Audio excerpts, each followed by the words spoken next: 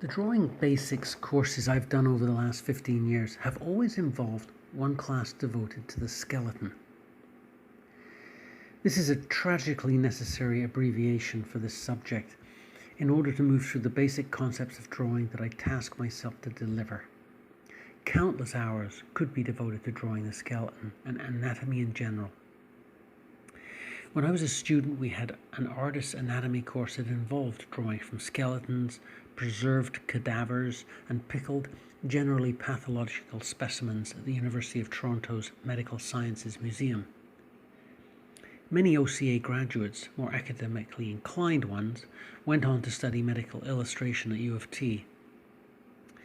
Although work in the field was and probably still is limited, many applied the drawing skills acquired at art college and what they had learned in the medical illustration course at university to work in museums such as the Royal Ontario Museum and the Ontario Science Centre, illustrating displays and interpretive material in a clear and coherent way for the public. As well, the medical illustration bent also helped them get freelance illustration work in the medical field. In the 90s, much of the medical illustration work for both hospitals and research, as well as advertising, switched to or included not just digital painting, but 3D modeling and animations of systems within the body. From my artist's perspective, there might be two main ways of using the skeleton as a subject matter. One is to draw from the perspective of the overall figure and its engineering. This could be thought of as a prelude to drawing from life, or an adjunct to it, really. Another is to break down the skeleton's components into the most fascinating of biomorphic componentry. I should really devote a class to each of these points of view. Perhaps if you're taking this course actually rather than virtually, we will do just that. One class drawing the skeleton as a whole, as you would draw a figure, and one class drawing individual components as abstract biomorphic forms. If you are taking this course online through Zoom, I should think we will just do the class and take the more abstract biomorphic form approach of drawing individual bone components and sub-assemblies. You might draw the skull, the rib cage, or pelvis, but probably not the whole figure. In part, I'm suggesting this because working online, you are going to be referencing a computer screen of limited size, and there will be the unfortunate two-dimensional lack of triangulation and sense of form before you, as with drawing observationally in situ. I will provide you with ready-made pictures to draw from, but if you use your imagination, perhaps you can imagine yourself drawing in an ossuary, although I only have one skeleton on offer. Let's first look at drawing the overall skeleton in relation to drawing the figure. To draw from the figure and have a skeleton on hand is profoundly instructive. The skeleton in general as a subject is a wonderful opportunity to study negative space. There are so many negative spaces on a skeleton, particularly lobes of the between the lobes of the pelvis, between the rib cage and pelvis, and between individual bones. When drawing the whole or much of the skeleton from a distance, as you would a human figure, I urge you to measure angles and proportions and look closely at the shapes of the negative spaces in order to ensure that your positive forms are correctly proportioned. You will want to draw accurately under these circumstances, and drawing this way is a great way to practice observational drawing. When drawing the skeleton this way, that is from a distance, the whole thing, I urge you not to look at the details, but rather consider the larger forms that emerge. For example, it would be a trap of sorts to treat the rib cage to draw the rib cage one rib at a time. You can't see the forest for the trees. You should consider the rib cage itself as a voluminous form. Pay little attention to the ribs. Treating the rib cage as a whole will allow you to more accurately proportion it as a structure against the rest of the body. You must think of it as a thorax.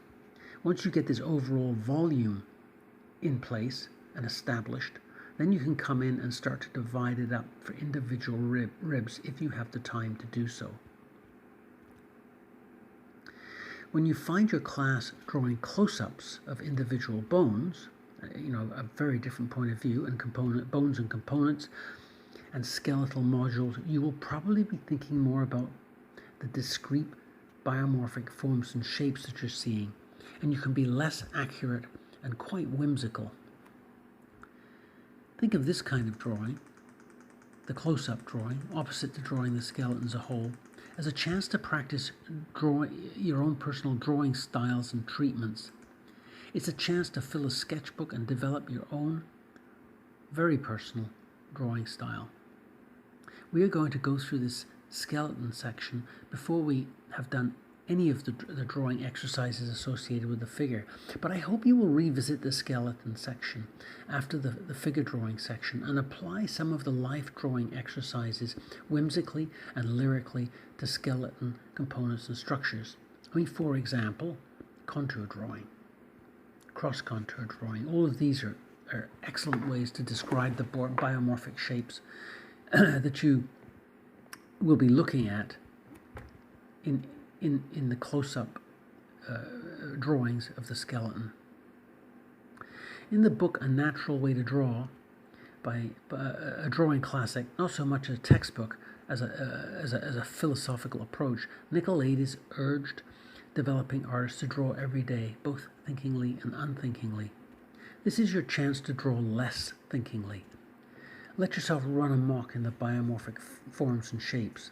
This exercise gives you a chance to put in some of the countless hours required to create the internalized biomorphic forms as personal templates, for personal templates that you can use to conjure up, as you recognize them whilst drawing in the world at large.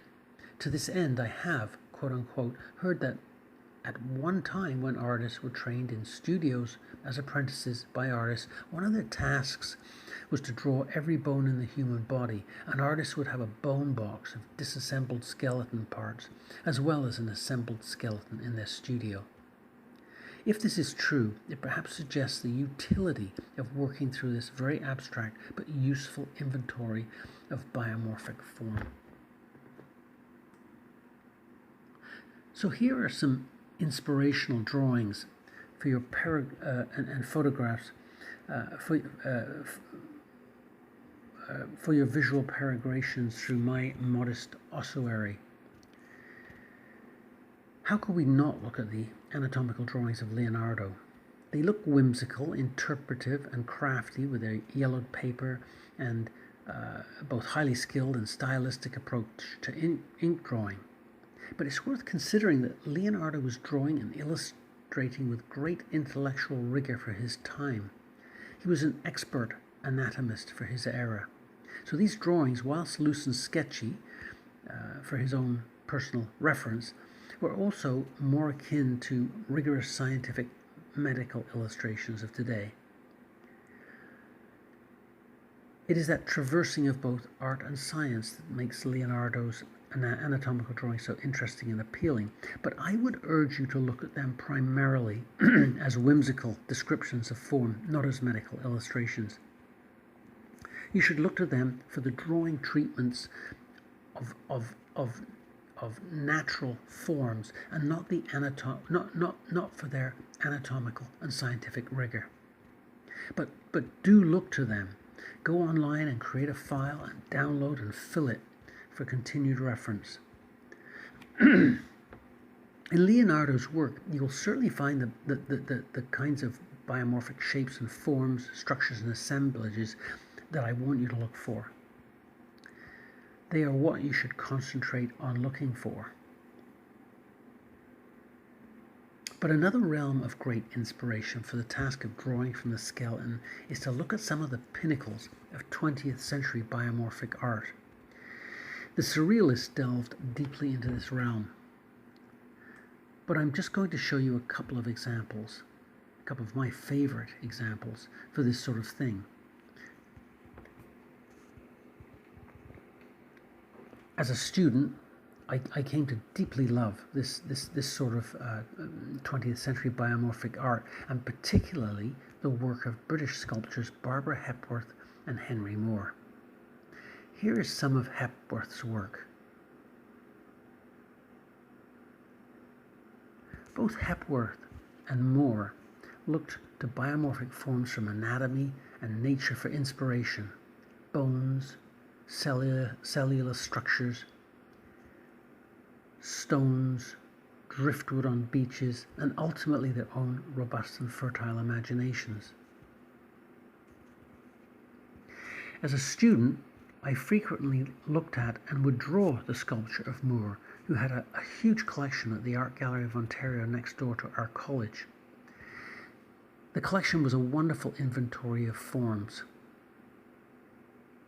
But there was more. There was also an extensive collection of Moore's etchings, which are drawings, if you will, on permanent display in a long switchbacking corridor. Moore's drawings are of particular interest for inspiration in our skeleton drawing segment. Have a look at these and see if you might be able to extrapolate some of these emergent forms from the skeleton reference that I will provide you with during class. For sure, you might treat your drawings with great rigor and fidelity to what you are seeing. But if so inclined, please feel free to run amok with the subject matter of the skeleton. Try not to worry about whether your drawings are good or bad. Make a decision about that 6 weeks from now. In the meantime, just draw in the most free-spirited manner that you can foster.